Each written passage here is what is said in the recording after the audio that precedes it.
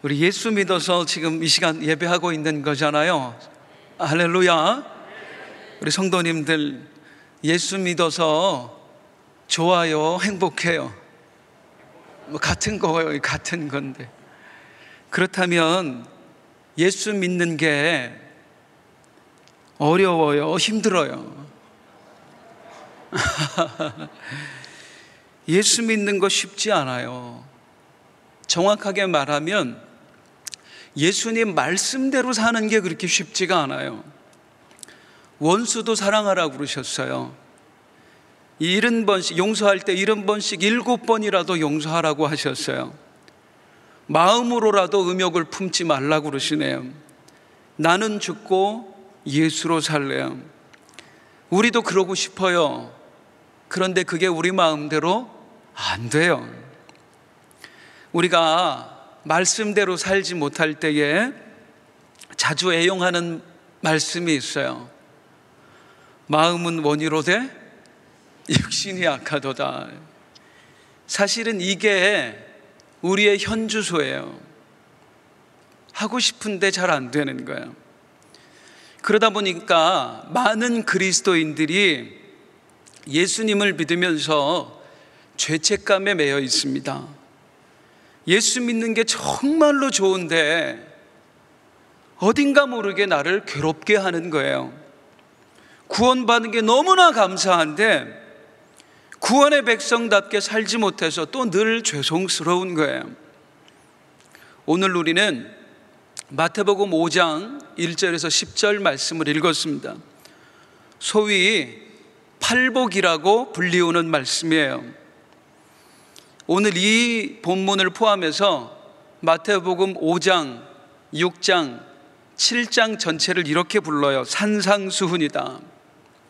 예수님께서 산 위에서 가르치신 말씀이다. 그래서 산상수훈인 거예요. 이 산상수훈은 많은 신학자들이 이야기하기를 그리스도인들이 하나님 나라 백성들이 살아야 할 삶의 원리다, 그렇게 말씀하고 있어요. 맞는 말씀입니다. 여기에는 우리가 아까 읽었던 팔복의 말씀뿐만 아니라 이 산상수훈에는 우리 성도님들이 너무나 잘 아는 말씀들이 있어요. 너희는 세상의 빛이다, 소금이다. 누가 네 오른뺨을 치거든 왼뺨을 돌려대라. 속옷을 가지고자 하거든 겉옷까지 내어주어라. 억지로 오리를 가게 하거든 심리를 함께 가주어라. 형제를 미워하고 욕하는 것도 살인이다. 마음에 음욕을 품어도 간음한 것이다. 비판받지 아니하려거든 비판하지 마라. 좁은 문으로 들어가라. 이게 산상수훈의 말씀들이에요. 어떠세요? 방금 제가 드린 말씀들을 들으니까 가슴이 평안해지세요? 답답해지세요? 아이고 주여 죄송합니다. 마음은 원이로되 육신이 약합니다. 마태복음 11장에 이 유명한 말씀이 있습니다. 28절 보면 수고하고 무거운 짐진 자들아 다 내게로 오라. 내가 너희를 쉬게 하리라. 얼마나 좋은 말씀이에요. 이 말씀만 보면 위안이 되잖아요. 그런데 이 28절 바로 뒤에 어떤 말씀 나오는지 아세요? 29절, 30절 보면은요, 나의 멍에를 메고 내게 배우라. 쉬게 하리라 하셔놓고 나의 멍에를 메라. 그리고 내게 배워라. 그러면서 하시는 말씀이 내 멍에는 쉽고 내 짐은 가볍단다 하셔요. 저는요, 예수님 믿으면서 이 말씀이 그렇게 이해가 안 됐어요.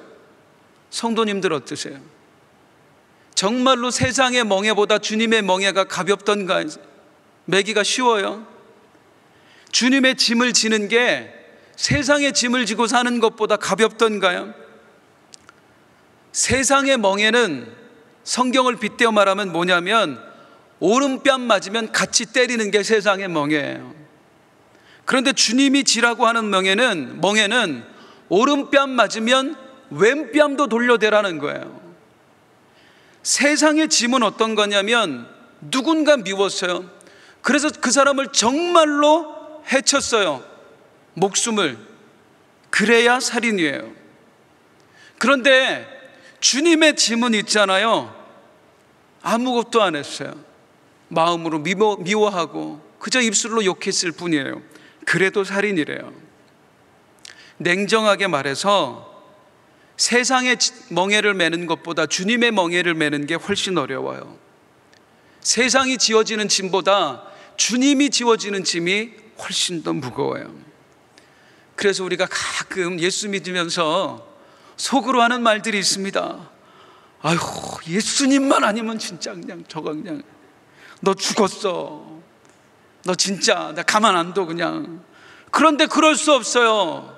내 마음대로 할 수 없어요. 왜? 예수님 때문에요. 그래서 진짜로 힘들고 진짜로 어려워요. 아이고 주여 그래요. 우리가 언제쯤 주님의 말씀이 멍에로 안 느껴질까요? 짐으로 안 느껴질까요? 우리가 얼만큼 성장해야 정말 즐겁게 주님 뜻대로 살 수 있을까요? 언젠가 한번 드린 말씀인데 이거 실화예요. 그냥 꾸며낸 얘기인 줄 아시는데 실화예요. 한 성당에서 신부님이 강론하셨어요. 미움에 대해서, 사랑에 대해서 강론을 하시다가 질문을 하셨대요. 여기 앉아 계신 분 중에 혹시 나는 미워하는 사람이 하나도 없습니다 하는 분 계신가요? 아무도 대답을 안 하고 있어요. 어떻게 한 명도 안 미워할 수가 있겠어요? 그런데 갑자기 어떤 할아버지가 손을 드셨대요. 엄청 나이가 많아 보이는 할아버지가. 그 할아버지가 일어나셨어요. 할아버지, 정말로 미워하는 사람이 하나도 없었어요? 그랬더니 할아버지 하시는 대답, 나도 옛날에는 미워하는 사람이 없었어요. 많았어요. 그런데 내가 지금 90이 넘었어요. 아, 90이 넘으면 미워하는 사람도 없나 보다 했어요. 내 나이가 90이 넘었어요. 그랬더니 그놈들이 다 죽었어. 그래서 이제 미워하는 사람이 없어. 미움이 없어진 게 아니라 미워했던 사람들이 죽은 거예요. 나이를 먹는다고 해서 저절로 미움을 이겨낼 수 있는 게 아니더라. 마찬가지로 예수님을 믿은 시기가 오래되었다고 해서 저절로 말씀대로 살 수 있는 게 아니더라. 오늘 제가 전하는 말씀의 목적은 이것입니다. 어떻게 하면 우리가 조금 더 예수님 말씀대로 살 수 있을까? 어떻게 하면 예수님 말씀대로 살 수 있을까요? 전제가 있습니다. 우리 힘으로 못합니다. 우린 죄인입니다. 절대로 못합니다. 하나님께서 도와주셔야만 말씀대로 살 수 있습니다. 우리가 성령에 사로잡힐 때에, 비로소 우리가 성령의 사람이 될 때에 우리가 말씀대로 살 수 있는 줄로 믿습니다. 그런데 더불어서 성령 충만과 더불어서 필요한 게 있어요. 우리가 말씀대로 살려면 무엇보다도 이 하나님의 말씀을 잘 이해해야 한다는 것입니다. 말씀을 이해해야 말씀대로 살지요. 오해하지 않으셔야 됩니다. 말씀을 이해해야 된다는 말은 말씀의 지식이 있어야 된다, 그런 말씀이 아니에요. 뭐 구약의 말씀과 신약의 말씀이 어떻게 이어지고 성경의 각 권의 중심 주제는 무엇이고 뭐 지식이 많아야, 그래야 잘 산다는 의미가 아닙니다. 솔직히 물론 말씀의 지식은 많을수록 좋습니다. 하지만 말씀의 지식이 조금 부족해도 잘 살 수 있어요. 우리 어르신들 중에는 여러 가지 이유로 배움의 기회를 갖지 못한 분들이 있어요. 하지만 많이 배우지 못했다고 해서 살아가는 데 지장이 있는 거 아니에요. 오히려 공교육을 못 받았는데도 불구하고 다른 분들보다 더 인격적인 분들, 지혜로운 분들 많이 있어요. 지식이 내 삶을 결정해 주는 게 아니라고요.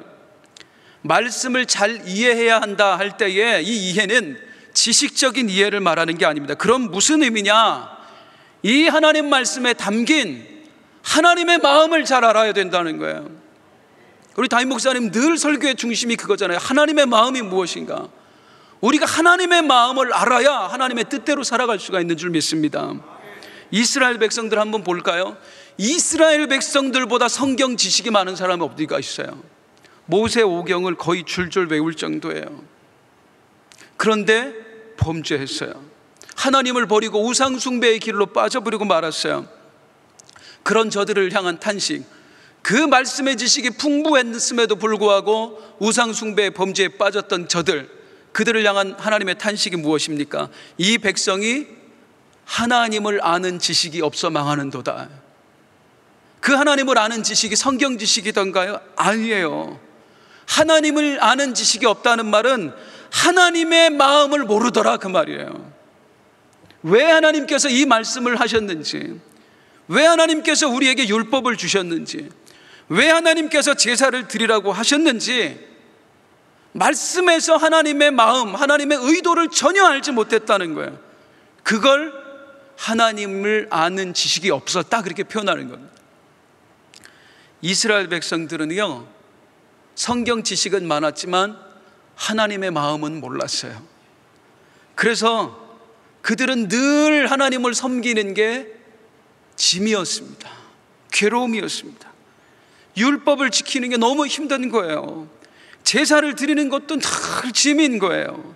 도무지 하나님 믿는 게 즐겁지가 않은 거예요. 한밤중에 한 부자 청년이 예수님을 찾아왔습니다. 뭐라고 얘기해요? 내가 모든 율법을 다 지켰습니다. 얼마나 대단한 사람이에요. 그런데 그 사람이 뭘 걱정해요? 나 영생 얻을 수 있을까? 그거 걱정해요. 나 지금 잘 살고 있는 걸까? 그거 걱정해요. 근심하며 돌아가니라.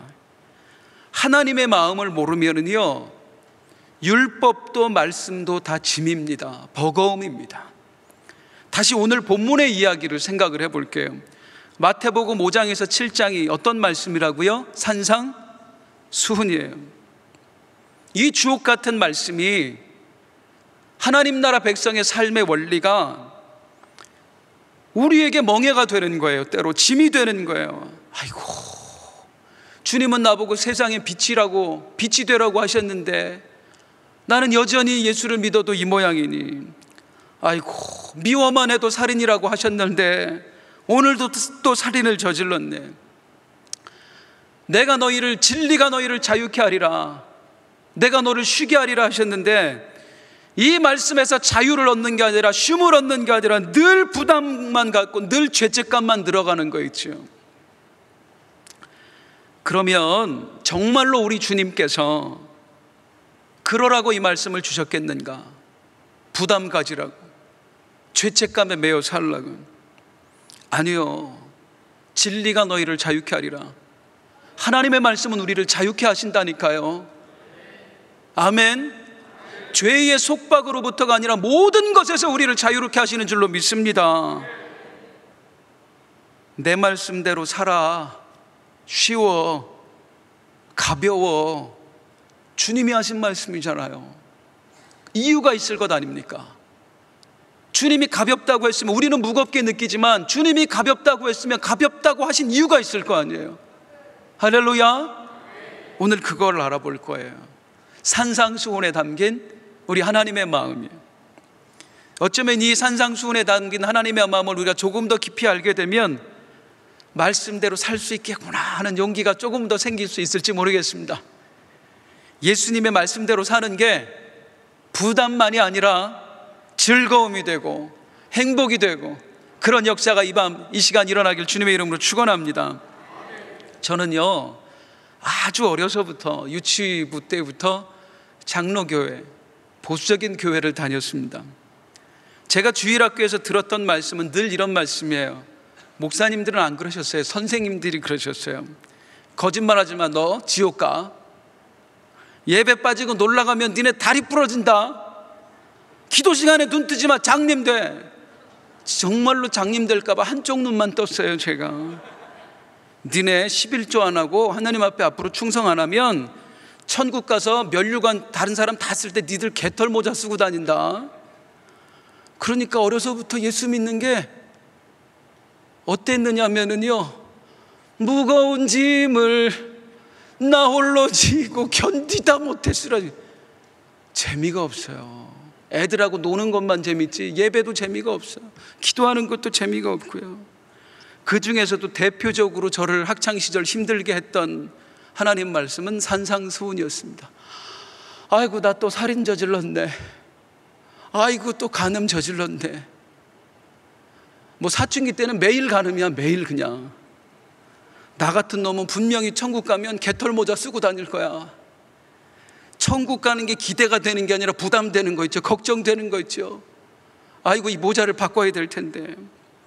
말씀이 들으면 힘이 나야 되는데 힘이 나는 게 아니라 부담이에요. 절망이에요. 그러던 어느 날 제가 복음 앞에 서게 되었습니다. 하나님의 성령이 제 심령에 임하셨습니다. 그 성령에 사로잡혀서 기도하게 되었고 다시 주의 말씀을 묵상하게 되었습니다.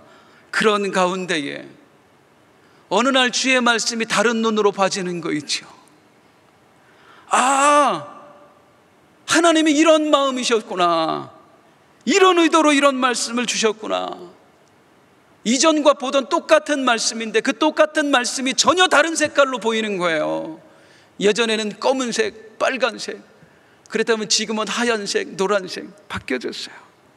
예전에는 똑같은 하나님 말씀 속에서 교훈만 보였거든. 너 이렇게 살아야 돼. 안 그러면 너 큰일 나. 그것만 보였거든요. 그런데 성령이 함께 하시면서 그 주의 말씀 앞에서 위로가 보여지는 거예요. 사랑이 보여지는 거예요. 그 주신 하나님의 은혜 가운데에 이 산상수훈의 말씀을 또 목사가 되면서 여러 책을 찾아보고 또 자료를 찾아보면서 제 스스로 다시 정리해 본 게 있습니다. 그러면서 저 개인적으로는 이 산상수훈을 다른 이름으로 불러요. 산상위로예요. 아까 조성강 목사님이 말씀하셨는데 잘 못 알아들으셨죠? 오늘 말씀의 제목이에요. 산상위로예요. 왜 산상위로가 되었는지 그 말씀을 전해드리도록 하겠습니다. 우리가 이 성경 말씀을 제대로 이해하고 싶다면 정말로 염두에 둬야 될 게 있습니다. 그건 뭐냐면 이 말씀의 1차 청중이 누구냐 하는 거예요. 어렵습니까?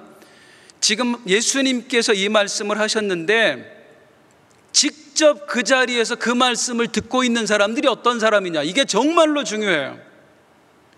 물론 하나님의 말씀은 살았고 운동력이 있습니다.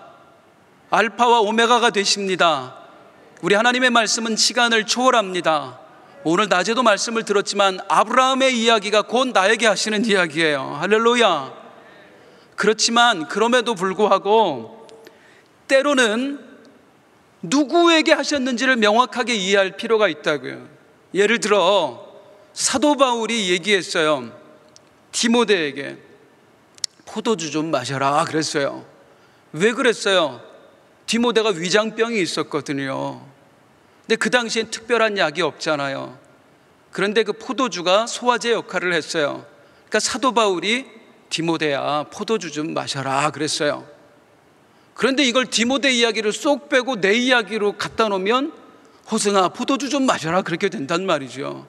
오해할 수가 있는 거예요. 간단한 이야기지만 1차 청중이 누구냐, 어떤 사람에게 어떤 상황에서 그 말씀이 가장 먼저 전해졌느냐, 성경을 이해할 때 아주 중요한 내용 중에 하나예요. 이제 산상수훈을 보잔 말이에요. 대표적인 말씀들, 누가 네 오른뺨을 치거든 왼뺨도 돌려대라. 속옷을 가지고자 하는 자에게 겉옷까지 내어줘라. 억지로 오리를 가자 하면 심리를 동행해줘라 하셨어요. 그냥 보면 아휴 부담이야. 그런데 그거 한번 생각해. 이 말씀을 우리 주님께서 누구에게 가장 먼저 하셨을까? 누구에게? 소위 힘 있는 사람들 있지요.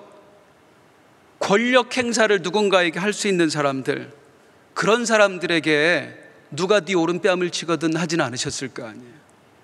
누가 너를 억울하게 하거든 하지 않으셨을 거 아니에요.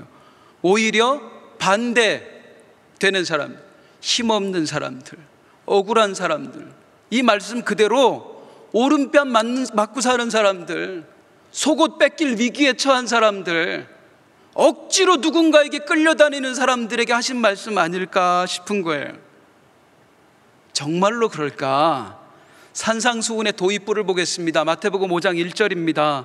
예수께서 무리를 보시고 당신을 따르는 무리들에게 이 말씀을 하셨어요. 산 위에 올라가시니까 제자들과 무리들이 함께 나와왔고 그들 모두를 보며, 제자들만 온 게 아니에요, 그들 모두를 보며 예수님이 말씀하신 거예요. 12제자를 중심으로 해서. 그러면 이 무리들이 누구냐? 바로 앞에 나와요. 마태복음 5장 1절이니까 바로 앞에 맨 끝에, 마태복음 4장 맨 끝에 24절 25절 같이 읽습니다. 시작.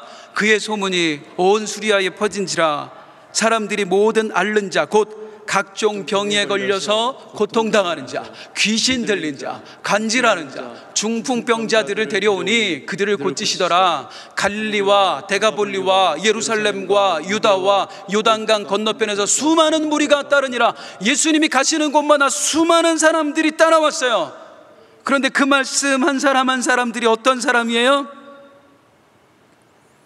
각종 병 걸린 사람, 고통당하고 있는 사람, 귀신 들린 사람, 간질하는 사람, 중풍병 걸린 사람, 억울한 사람, 돈 없어서 의사에게도 못 찾아가는 사람, 소위 말해서 이 말씀 그대로 오른뺨 맞고 살고 소유까지 뺏길 위기에 처해 있고 억지로 오리를 가야 되는 사람들, 나중에 나오겠습니다마는 말 그대로 심령이 가난하고 애통한 사람들, 그런 사람들만 잔뜩 모여 있는 거예요. 부자들도 있었겠지요. 맞아요, 부자들도 있었어요. 그런데 말씀 보니까 부자들은 아무도 없을 때 찾아오더라고요. 예수님 눈치가 보여서. 예수님 눈앞에 있는 사람들은 거의 다 삶에 희망이 없는 사람들, 우리 목사님 자주 하시는 표현으로 민초들입니다. 민초들이에요. 그 사람들의 특징이 뭐예요? 세상을 원망해요. 늘 스스로 자책해요. 나는 왜 이 모양이지? 부정적이에요. 살아가는데 자신이 없어요. 정말로 약한 사람들이다 이 말이에요. 그 약한 사람들에게 우리 주님이 너 그렇게 살면 안 돼? 그렇게 하면 천국 못 가? 오른뺨을 돌려치면 말이야 왼뺨도 돌려대야지. 속옷을 달라고 그러면 겉옷까지 벗어줘야지. 그런 식으로 말씀하셨겠느냐? 아니다 이 말이죠. 아니다 이 말이죠. 이제 주님의 뉘앙스로 한번 이 말씀을 제가 깨달은 대로 우리 성도님들께 전해드리도록 하겠습니다. 우리 주님은 그 약한 사람들, 소외되고 병든 사람들, 가난한 사람들, 힘없는 사람들, 민초들에게 무엇을 말씀하셨나? 마태복음 5장 2절 3절 시작. 입을 열어 가르쳐 이르시되 심령이 가난한 자는 복이 있나니 천국이 저희 것이며. 심령이 가난한 자는 복이 있나니. 성도님들, 여기 심령이 가난한 사람이 어떤 사람이에요? 물론 영적으로 보면 더 깊은 해석이 있을 수 있어요. 그런데 1차적으로 직면해서 보면은 여기 모여있는 사람들이에요. 말 그대로 심령이 가난한 사람, 진짜 심령이 지쳐있는 사람, 마음이 지쳐서 기도할 수 없고 눈물이 강물처럼 흘러내리는 사람, 내가 처한 삶이 너무나 원통하고 분해서 도무지 마음을 둘 데가 없는 사람들, 그런 사람들이 모여 있는데 그들을 주님께서 쭉 바라보시며 말씀하시는 거예요. 심령이 가난하십니까? 너무나 삶이 분하고 원통해서 마음 둘 곳이 없습니까? 복이 있습니다. 천국이 당신 것입니다. 만약에 그대의 삶이 이 땅뿐이라면 원통해야지요, 분해 마땅하지요. 하지만 형제여, 이 땅의 삶만이 전부가 아니라오. 천국이 있다오. 하나님께서 당신을 위해 천국을 예비해 놓으셨다오. 당신이 그토록 부러워하는, 당신을 괴롭히는 부자들이 천국에 갈 수 있을 것 같소? 이 땅만 바라보고 사는 그 자들이 낙타가 바늘기 들어가는 것보다도 어렵소. 하지만 당신은 이 땅에 소망이 없으니 하늘 보고 살아가는 것 아니요, 그게 복이요. 하나님 바라보는 그게 복이요. 내 눈에는 당신, 심령이 가난한 당신이야말로 복받은 사람이요, 천국이 당신 것이요. 그리고 이어지는 말씀, 마태복음 5장 4절 시작. 애통하는 자는 복이 있나니 그들이 위로를 받을 것이며. 애통하는 자, 슬퍼하는 자예요. 인간이 느끼는 가장 큰 슬픔은 어떤 슬픔일까요? 아무래도 사랑하는 사람을 떠나보낸 슬픔일 것입니다. 부모를 떠나보내고, 배우자를 떠나보내고, 자식을 떠나보내고. 이스라엘 사람도 마찬가지였어요. 우리는 보통 지금 3일장 하는데요, 이스라엘 사람들 그 당시에 7일장 했어요.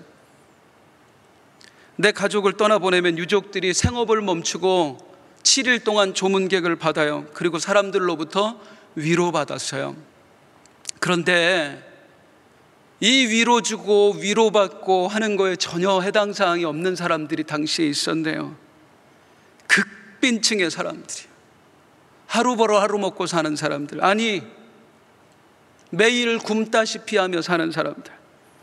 그런 사람들은요, 남편이 죽었는데도 장례를 치를 수가 없는 거예요. 오늘 내가 장례 치르고 울고만 있으면, 그래서 들에 나가서 떨어진 이삭을 줍지 않으면 내 자식들이 굶어 죽거든요. 그래서 남편이 죽었음에도 불구하고 장례를 치르지 못하고 남은 새끼들 먹여 살리겠다고 들로 나가요. 떨어진 이삭 줍고 있는 거야. 애통한 일을 당했는데 애통해할 수가 없는 거예요. 이런 극빈층의 사람들에게는요, 조문객도 없었어요. 오늘도 마찬가지야. 가난한 사람들 상당에도 두고 가지도 않잖아요. 슬픔을 당했는데, 애통한 일을 당했는데 슬퍼할 여유도 없고, 찾아와 나를 위로해 주는 사람들도 없어요. 그런 가여운 사람들이 주님 앞에 한가득 모여 있는 거예요. 주님 말씀하셔요. 그들 바라보며 애통하십니까? 가슴이 저리며 아픈데, 울고 싶은데 함께 울어줄 사람도 없습니까? 그래도 당신은 복받은 사람입니다. 왜냐고요? 하나님이 당신의 위로가 되어줄 거거든요. 계시록 7장 17절, 이는 보좌 가운데 계신 어린 양이 그들의 목자가 되사 생명수 샘으로 인도하시고 하나님께서 그들의 눈에서 모든 눈물을 씻어주실 것임이라. 이게 애통하는 자는 복이 있나니 그들이 위로를 받을 것이미요에 담긴 하나님의 마음이에요. 그리고 이어지는 말씀 세 번째 5절 시작. 온유한 자는 복이 있나니 그들이 땅을 기업으로 받을 것이며. 온유한 사람 하면 어떤 이미지가 떠올라요? 우리 조성광 목사님, 온순한 사람. 온유함의 성경 원어를 보면 신약 성경은 헬라어로 되어 있거든요. 프라우스예요. 착하다, 순하다, 뭐 우리가 생각하는 그런 의미랑 똑같아요. 그런데 신약 성경이 헬라어로 쓰여졌지만 사실 예수님이나 이스라엘 사람들은 헬라어를 하지 않았어요. 헬라 사람들이 아니에요. 이들은 히브리인들이에요. 그래서 신약 성경이라고 할지라도 이 성경의 단어를 더 정확하게 알려면 헬라어를 보는 게 아니라 사실은 히브리어를 봐야 돼요. 온유한 사람, 헬라어로는 온순한 사람이에요. 근데 히브리어로는 전혀 다른 말이에요. 아나빔이라고 합니다. 온유한 사람. 아나빔, 히브리어로 무슨 뜻이냐면 괴롭힘 당하는 사람이에요. 억울한 사람이에요. 즉 히브리 개념에서 온유한 사람은 온순한 사람을 말하는 게 아니라, 순한 사람을 말하는 게 아니라 억울한 사람을 말해요. 예수님 당시에요, 정말로 억울한 사람들, 아나빔들이 있었어요. 그 중에 대표적인 아나빔, 억울한 사람들이 누구냐면 땅을 빼앗기는 사람들입니다. 땅을 빼앗기는 사람들. 율법에 의하면은요, 남의 토지는 절대 빼앗을 수 없습니다. 토지는 대대로 그 집안의 생명줄이에요. 그래서 땅을 기업이라고 불러요. 누구의 기업도 빼앗을 수가 없어요. 그래서 토지를 저당 잡더라도 희년이 되면 다 돌려줘야 돼요. 이게 율법입니다. 그 당시 그 땅이 그 집의 영원한 기업이 되도록 지켜줘야 돼요. 이게 이스라엘의 율법이에요. 그런데 이 율법이 안 지켜졌을까요? 못 지켜졌을까요? 둘 다 맞아요. 안 지켜졌어요. 못 지켜졌어요. 힘 있는 사람들이 율법을 무시하는 겁니다. 어떻게 해서든지 남의 땅을 다 뺏어가는 겁니다. 힘없는 사람들은요, 법적으로 내가 돌려받을 권리가 충분히 있는데 못 돌려받아요. 이게 아나빔이에요. 억울한 사람, 괴로운 사람, 온유한 사람이에요. 그 아나빔들이 주님 앞에 가득 모여 있어요. 억울한 사람들이. 그들을 바라보며 우리 주님이 말씀하세요. 억울하십니까? 땅을 빼앗겼는데, 대대로 내려오던 집안의 기업을 잃어버렸는데 찾을 길이 없습니까? 그래도 복이 있습니다. 그 잃어버린 땅, 당신의 기업 하나님이 찾아주실 것입니다. 하나님이 갚아주실 것입니다. 온유한 자는 복이 있나니 땅을 기업으로 받을 것이며. 그리고 계속해서 이어지는 말씀 6절 시작. 의에 줄이고 목마른 자는 복이 있나니 그들이 배부를 것이며. 이 의에 줄이고 목마른 자는 8번째 나오는 팔복의 8번째, 의를 위하여 핍박받는 자하고 사실은 좀 헷갈리죠. 보통 이 의에 줄이고 목마른 자를 어떻게 해석하냐면 의롭게 살고 싶어서 애쓰는 사람으로 해석을 해요. 저는 조금 다른 의미로 봅니다. 의에 줄이고 목마른 사람, 어떤 사람이냐? 왜 세상에 정의가 없는가? 왜 이렇도록 세상은 불의한가? 절규하는 사람들, 한마디로 불의에 고통당하면서 정의를 목말라 하는 사람들이 의에 줄이고 목마른 사람들. 오래전에 대한민국을 뒤흔들었던 화두가 있습니다. 또 범죄자가 했던 말이에요. 부전유죄, 유전무죄. 영화로도 만들었어요. 무슨 의미인지 너무나 잘 아시죠? 죄가 없어도 돈이 없으면 죄인이 되고, 죄가 있어도 돈만 많으면 죄가 없어지는 세상, 이 술만 나는 세상, 정의롭지 못한 세상을 비꼬는 말이죠. 돈과 권력이 정의가 되어서 불의가 판치는 세상, 이런 세상에 누가 제일 힘들죠? 성도님들, 돈 없는 사람이에요. 백 없는 사람들이에요. 소위 민초들이 가장 힘들어요. 이 민초들은, 이 힘없는 사람들은 늘 정의에 목말라 합니다. 판사님 나 억울합니다. 권사님 내가 죄 저지른 거 아니라니까요. 이 땅의 정의는 도대체 어디로 간 겁니까? 그 절규하는 민초들, 힘없는 자들이 주님 앞에 그들을 바라보며 주님 말씀하시네요. 불의한 일을 당하셨습니까? 형제요. 그래서 정의에 줄이고 목마르십니까? 억울하십니까? 그래도 당신은 복이 있습니다. 하나님이 계시잖아요. 하나님이 당신의 목마름, 그 배고픔을 채워주실 겁니다. 의에 줄이고 목마른 자는 복이 있나니 그들이 배부를 것이며. 팔복 중에 몇 개 했지요? 4개. 4개 남은 4개를 앞으로 계속 이렇게 할까? 나머지 4개를 하기 전에 설명드릴 게 있습니다. 제가 팔복을 연구하면서 스스로 깨달은 게 하나 있는데, 팔복이 구조가 이렇게 되어 있어요.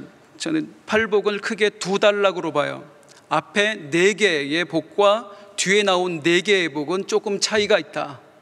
어떻게 차이가 있느냐 하면, 처음 4개의 복, 누구에게? 심령이 가난하고 애통하고 온유하고 의에 줄이고 목마른 자들에게 말씀하신 복은 직접 그 고통을 당하고 있는 사람들에게 주신 말씀이에요. 조금 지금까지 말씀드린 것처럼 정말 마음둘 곳 없는 사람들, 정말로 슬퍼하는 사람들, 그리고 억울한 사람들, 불의에 시달리고 있는 사람들에게 주신 말씀이 처음 4개예요. 그 다음 4개는 조금 달라요. 긍휼히 여기는 자, 마음이 청결한 자, 화평케 하는 자, 의를 위해 박해받은 자는 뭐냐면, 앞서서 말씀드린 4종류의 사람, 고통당하고 있는 사람들, 그들 곁에서 힘이 되어주려고 애쓰는 사람, 그들 곁에서 위로가 되어주려고 애쓰는 사람들, 그런 사람들을 향해 주신 말씀이 뒤에 4개의 복이에요. 이제 제가 설명드릴게요. 자, 주님 앞에 많은 사람들, 병자들 나왔어요. 억울한 사람 나왔어요. 고통당하는 사람들 나왔어요. 그들만 왔을까요? 제가 늘 보면은 있잖아요, 병원 가서도 여러 번 보는데 누가 엄청나게 아프잖아요. 정말로 아픈데 혼자 오는 사람은 거의 없더라고요. 누가 꼭 같이 와요. 아내가 오든지, 애가 아프면 부모가 오든지, 회사에서 다쳤으면 친구가, 동료가 함께 오든지, 함께 위로해주고 함께 도와주는 사람들이 늘 있어요. 목사도 마찬가지예요. 누군가 목사한테 연락을 해요. 상담 이렇게 누가 힘들다고 상담 좀 해줄 수 있냐고. 오시라고, 기도해드릴게요, 오세요. 그러면 힘든 사람만 오지 않아요. 누군가 그들을 위로해줬던 분들이 함께 모시고 와요. 함께 옆에서 얘기 들어주고 아멘 해주고, 기도할 때 같이 눈물을 흘려 기도하고, 힘든 사람 곁에는 소수일지라도 그들을 돕는 사람들이 있어요. 예수님께 중풍병자 올 때에도 그 중풍병자가 혼자 올 수 없었으니까 어떻게 했지? 친구들이 그 침상을 천장에 달아매서 떨어뜨렸잖아요. 밑으로. 늘 돕는 자들이 있다고요.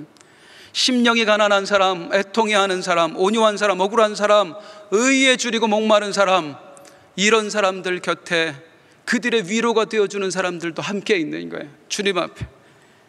그들도 앉아있는데 주님이 바라보시며 이제 그들에게 말씀하시네요. 그 돕는 자들에게. 마태복음 5장 7절부터 10절 한 절씩 간단하게 설명드립니다. 같이 시작. 긍휼히 여기는 자는 복이 있나니 그들이 긍휼히 여김을 받을 것이며, 저 마음 둘 곳 없는 가련한 사람들을 긍휼히 여겨주고 있는, 불쌍히 여겨주고 있는 당신 참 복이 있을 것이요. 당신이 그들을 긍휼히 여겨준 것처럼 하나님이 당신도 긍휼히 여겨줄 것이요. 그리고 8절 시작. 마음이 청결한 자는 복이 있나니 그들이 하나님을 볼 것이요. 애통해하는 자를 위로해주는 진정으로 마음이 청결하고 선한 당신 복이 있습니다. 당신이 아무도 찾아가지 않는 그들에게 찾아가 당신을 보여준 것처럼 하나님께서도 당신에게 얼굴을 보여주실 것입니다. 9절 시작. 화평하게 하는 자는 복이 있나니 그들이 하나님의 아들이라 일컬음을 받을 것이요. 화평하게 하는 자, 이 세상의 안압임들, 그 억울한 자들, 그들의 억울함을 풀어주려고 늘 중재하고 애쓰고 있는 당신이야말로 복이 있어. 당신이 진짜 하나님의 아들이요. 10절 마지막 시작. 의를 위하여 박해를 받은 자는 복이 있나니 천국이 그들의 것입니다. 정의가 필요한 사람, 불의에 시달리고 있는 사람, 그들을 위하여 피땀 흘려 함께 싸워주고 있는 당신 복이 있습니다. 당신에게도 천국이 주어질 것입니다. 사랑하는 성도님들, 이게 제가 깨달은 팔복의 말씀이에요. 결코 조건부가 아니죠. 너 이렇게 복받아, 이렇게 해야지만 복받아, 그래야 하나님 아들 되는 거야, 그래야 천국 가는 거야. 아니요. 천국 우리 힘으로 가는 거 아니잖아요. 우리 공로로는 복 못 받아요. 오직 예수의 공로로만 복 받아요. 예수의 공로로만 천국 가요. 팔복의 말씀은 결코 조건부의 말씀이 될 수가 없어요. 너 이렇게 살아야 돼가 아니에요. 그 한마디가 사실은 격려의 말씀이고 위로의 말씀이에요. 힘들고 어렵고 억울한 사람들에게 주신 말씀이에요. 형제여 자매여, 지금 아무리 힘들고 어려워도 억울하고 분해도 낭망치 마세요. 좌절하지 마세요. 그 미움과 원망에 사로잡혀 살지 마세요. 왜? 하나님이 당신과 함께 하니까요. 그 하나님이 당신의 억울함 풀어주실 거예요. 그 하나님이 당신을 위해 천국을 준비해 놓으셨어요. 그러니까 끝까지 그 하나님 붙들고 당당하세요. 힘을 얻으세요. 이게 팔복에 담긴 우리 아버지 하나님 마음이에요. 우리 아버지 하나님의 마음이에요. 그 하나님의 마음을 품고 이제 잠깐 산상수훈 주셨던 주님의 당부의 말씀들을 다른 색깔, 다른 눈으로 한번 바라볼게요. 팔복에 이어서 늘 우리에게 부담되었던 그 말씀들 있잖아요. 그 말씀들이 하나님의 마음을 깨닫게 되면, 들여다보게 되면 어떻게 달라지나? 자, 이 가난하고 병든 사람들, 이제껏 스스로를 어떻게 생각하며 살아왔겠습니까? 힘들면 그렇게들 생각하더라고요. 나 정말 쓸모없어. 나 쓰레기인가 봐. 나는 짐덩어리야. 차라리 태어나질 말았어야 돼. 오랫동안 몸이 아픈 사람은 아프기만 한 게 아니에요. 몸만 아픈 게 아니라 마음이 아파요. 늘 눈치 봐요. 우리 식구들이 나 때문에 힘든 거 아닐까? 내가 빨리 사라져줘야 되는 거 아닐까? 그야말로 자존감이라고는 눈꼽만큼도 찾아볼 수 없는 어둠의 자식들, 그게 가난하고 병들고 힘든 사람들이야. 그 어둠에 갇혀 사는 사람들에게 너는 복받은 자야, 하나님이 함께 하셔, 그러셨던 주님이 곧이어 말씀하시는 게 뭐냐면, 내가 쓰레기, 네가 쓰레기라고, 태어나질 말았어야 된다고. 아니야, 너는 세상의 빛이야. 너는 세상의 소금이야. 네가 세상을 어둡게 해? 아니야, 네가 없는 세상이 하나님을 어둡게 하는 거야. 네가 없어야 세상이 살맛 난다고? 아니야, 하나님은 네가 있어야 세상에서 맛을 낸다고 생각을 하셔. 그러니까 힘내, 용기 내. 그 어둠 속에서 웅크리고 있지 말고, 시달리고 있지 말고, 나는 왜 이 모양일까 하고 있지 말고, 세상의 빛으로 드러나서 살아. 소금으로 살아. 당당하게 살아. 이게 하나님 마음이에요. 그리고 계속해서 주어지는 하나님의 말씀, 그 당당함을 가지고 이제 더 이상 누구도 원망하지 마, 미워하지 마. 우리 하나님 보시기에는 형제를 무시하고 욕하는 자가 살인한 자야. 너를 그동안 욕했던 사람들, 너를 저주했던 사람들, 그 사람 때문에 힘들었니? 그 사람들 하나님 눈에 살인자야. 복받은 사람 아니야. 권력이 있다고, 돈이 있다고. 하나님 보시기엔 그들이 저주받은 인생이라고. 오히려 아무것도 없어서, 돈도 없고 힘도 없어서 하나님만 붙들고 살 수밖에 없는 너, 네가 진짜로 복된 인생이야. 그러니까 너를 힘들게 했던 그들하고 똑같이 살지 마. 그들이 너 미워한다고 같이 미워하고, 그들이 너한테 욕한다고 해서 같이 욕하고, 그들이 살인자가 된다고 해서 너도 살인자가 될 필요는 없잖아. 넌 하나님의 빛이야, 소금이야. 그 하나님이 너와 함께 하심을 믿고, 그 하나님이 네가 세상에서 입은 손해를 다 채워주심을 믿고, 그들이 네 오른뺨을 때리면 왼뺨도 돌려대. 그들이 너한테 속옷까지 내달라고 하면 그냥 겉옷까지 내어줘. 억지로 오리를 가자고 하면 심리라도 걸어줘. 그러면 좀 어때? 억울하면 어때? 천국이 네 건데, 하나님 나라가 네 건데, 하나님이 너를 빛이라고 부르셨는데 보상은 하나님께 받는 거야.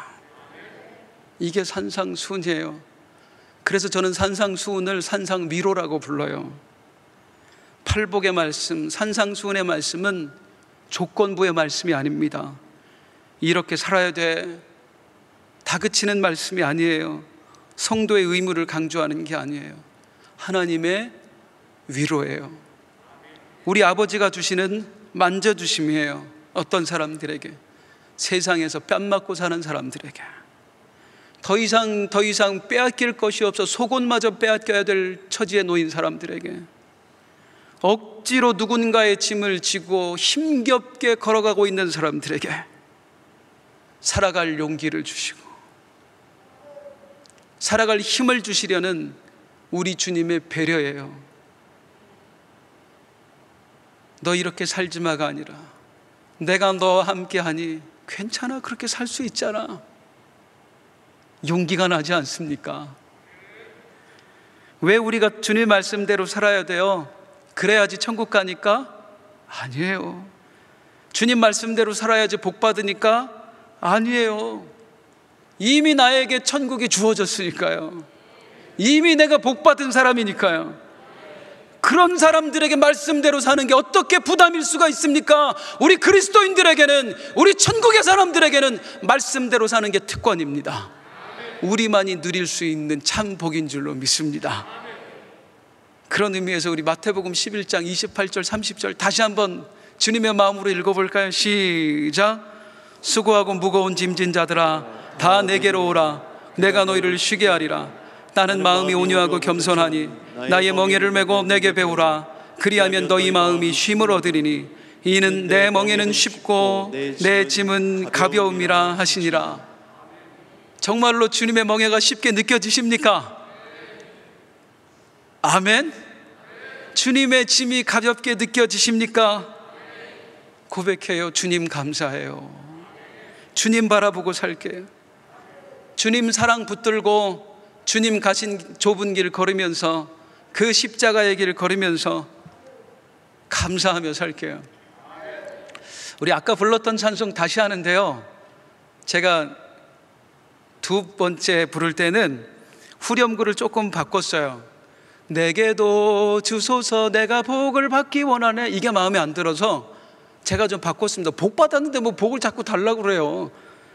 너는 복이 또다 사랑의 주 말씀하시네. 오 내 주님 뜻대로 나 살리라. 맨 끝에만 이렇게 바꿔 부르시면 됩니다. 할 수 있지요?